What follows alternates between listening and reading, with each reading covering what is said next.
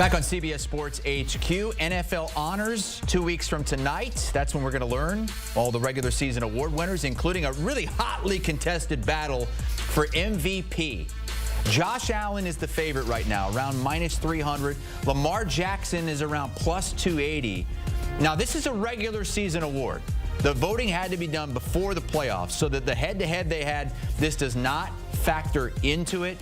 Lamar, when you put the statistics side by side, I think you can see him winning the majority of the categories, but a lot of the people that we know that are picking Josh Allen or that may have voted for Josh Allen are saying, yeah, well, Lamar had more to work with. Let's get a couple of our guys in here, a couple former NFL players, Bryant, McFadden, and Douzable here, to discuss the MVP award right now. It appears to be between these two guys, even though Saquon might have a few votes out there as well. B-Mac, who would you vote for MVP? And again, you can't factor in what we saw in the divisional round. Yeah, very, very close race for me, Chris Leger, but I would side with Lamar Jackson. From start to finish, he's been dominant, right? He has really exceeded the expectations. When you look at what he's done in previous MVP seasons, he has blown those numbers away. So if you look at what he's done in the previous two MVP seasons, and this season, those numbers are dramatically better. It's easy for me. And then when you compare the two quarterbacks, both have been high-level quarterbacks, both have played at an elite level. But Lamar Jackson, Chris, to your point, he has better numbers. He has better numbers, right? And I understand people will say, well, look at the record. He has one more loss than Josh Allen. Both individuals had a home playoff. They won their division, right? So they had a home playoff game. So total touchdowns, Lamar Jackson. Total yards, Lamar Jackson. I mean, he's been outstanding when you look at what he had to do this season and just comparing what he's done in years past when he brought home the award. I mean, this has been the best season that we've ever seen from Lamar Jackson throughout his early career. So I'm going with Lamar Jackson, Leger. And I love how you finished it off, right? This has been the best season because I think that's the issue when it comes to this award. It's called the most valuable player. But B-Mac, we know this, it's never been given to the most valuable player in the NFL. It's always to the best player that season. When you turn on the tape, who is the best player in the NFL? That's who gets the award. That's why Cam Newton won the award. That's why Adrian Peterson won the MVP award. That's why Aaron Rodgers has 4 of them. Because when you turned on the tape, he looked like he was the best player in football, and that was Lamar Jackson this year. B-Mac, he did something that has never been done in NFL history. 4,000-plus passing yards, 800-plus rushing yards, over 40 passing touchdowns with fewer than 5 interceptions. And you talked about the records, B-Mac. Well, people could say Josh Allen had a better record. He also had a lot easier road. Lamar Jackson, 10 of the 17 games he played were versus playoff teams, and he went 7-3 in that span. And then when you look at the point differential, plus 112. That was the 3rd best since 1970. So, B-Mac, they didn't just play good teams. They boat raced good teams because of Lamar Jackson, that quarterback. And this will be my last one. People will say, well, we had Derrick Henry, right? Derrick Henry rushed for 1,900 yards. Well, then I push back on that because when you look at Saquon Barkley, who won the rushing crown, did Jalen Hurts have the number that Lamar Jackson had passing? No, he didn't. Jonathan Taylor, right? They had 2 different quarterbacks play. Did those quarterbacks have the numbers that Lamar Jackson had? No, they didn't. And then Bijan Robinson was the other back that was in the top 4. Did Kirk Cousins or Michael Penix Jr. have the passing yards that Lamar Jackson had? No, they didn't. So you're telling me Lamar did something that's never been done in NFL history with a running back that went for over 1,900 yards? It's plain as day to see Lamar Jackson is the MVP. I think part of the problem might be for Lamar Jackson stands, like you guys, is that he already has 2 and Josh Allen doesn't have any, and that might sway a few votes the other way, even though that's, we know, not supposed to be how you're voting on this thing. As we look at some of the picks for these guys, and they agree on a lot of these, including Saquon Barkley for Offensive Player of the Year. That's likely. That doesn't go to a quarterback anymore, so that's for sure going to go to Saquon. Kind of a toss-up between Pat Surtain Jr. and T.J. Watt for Defensive Player of the Year, but they both like Pat Surtain Jr. Jaden Daniels, Offensive Rookie of the Year. Jared Verse, Defensive Rookie of the Year. And then the Head Coach of the Year, Kevin O'Connell. Let's talk Comeback Player of the Year, though, because this is an interesting discussion as well. Joe Burrow coming off the injury. And that most of the time, comeback players of the year are guys coming off injury, but sometimes it's guys coming off bad performances or bad years. Sam Darnold, it was like a bad start to his whole career up until this point. But Leger, look, Damar Hamlin is on this again. I remember a year ago at this time, he was the odds-on favorite. He ended up getting the second most votes to Joe Flacco. How is he on this again? Maybe you can tell me, because I don't understand it. I don't understand why Sam Darnold is on this list. I did some research, fellas, right? And they changed the criteria or the guidelines for what comeback player of the year, the criteria for 2024. And I'm going to read in its entirety what it is. It's to emphasize players coming back from illness, physical injury, or other circumstances that led to them missing playing time the previous season. Again, emphasize players coming back from an illness, physical injury, or other circumstances that led to them missing playing time the previous year.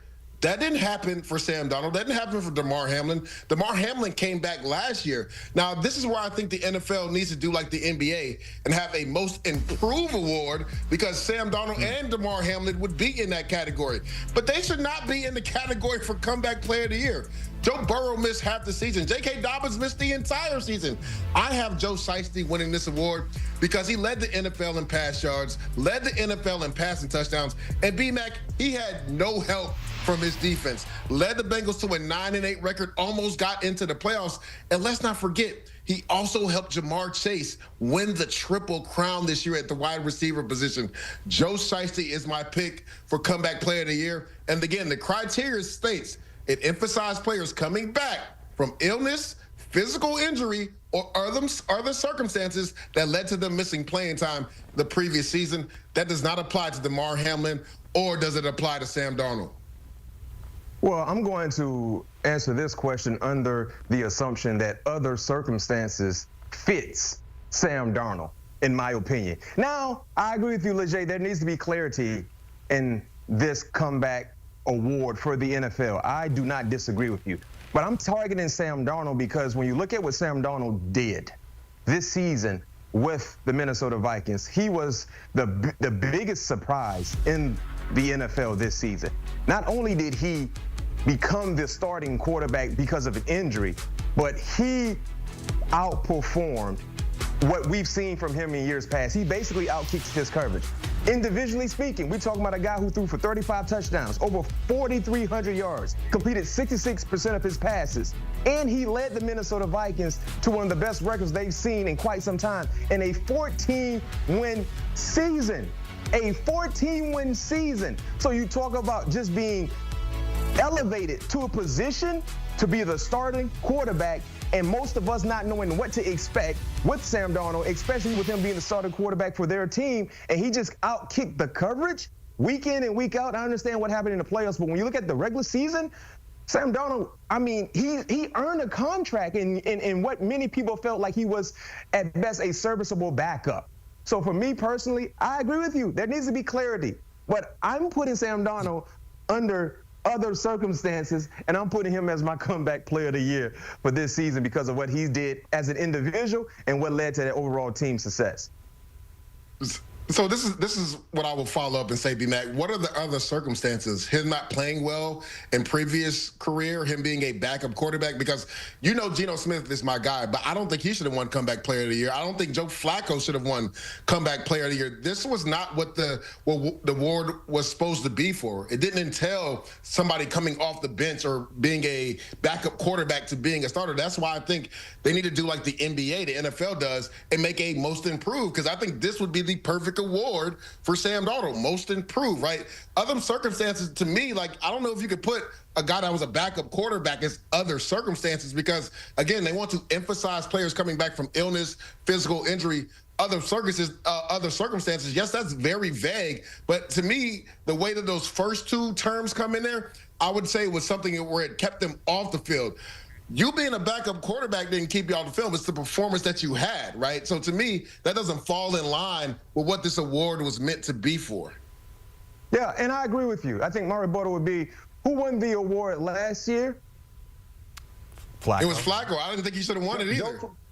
Joe Flacco, right? So Joe Flacco basically won the award last year, Chris, because he was a backup and he jumped into service and never looked back. And he did a great job as a starting quarterback. So there lies the gray area. But until we hear otherwise, until we read otherwise in terms of clarity, I mean, if Joe Flacco won it last year, basically the other circumstances for Joe Flacco towards what you said with the definition was that he was a backup. And when he jumped in, he didn't play like a backup. The team played better with him as a starting quarterback. If it worked for Joe Flacco last season and we've yet to get any stern clarity, then okay, it should fit the same from Sam Darnold. Yep. I'm not disagreeing with in terms of what you're saying. The clarity needs to be more defined. Yes, but what we saw last year, Joe Flacco won it because other circumstances for him was he was a backup. He was at the end of his career. No one thought he could give any type of light like he did when he jumped into the lineup for the Browns, but he won it. We've seen the same thing with Sam Darnold, but the difference between Sam Darnold, Chris, Leger, and Joe Flacco, Sam Darnold was the day one starter. He was a starter from day one, so he had more of a large size of work production where he never taped off. He continued to play to the level he needed to be able to play with that brought wins and, of course, unbelievable numbers as an individual. That will be my rebuttal. But like I said, Leger, you're right. I'm just saying what we saw last year, you can't move the goalposts right now because of what happened last year. No, I think it should stay the same until we see, read, or hear otherwise coming from the league. And it's pretty close to a toss-up when you look at those odds. But I do like Leger's idea to do what the NBA does and add in a most improved player. Why not add it? Everybody gets a trophy these days, right? Come on, let's go.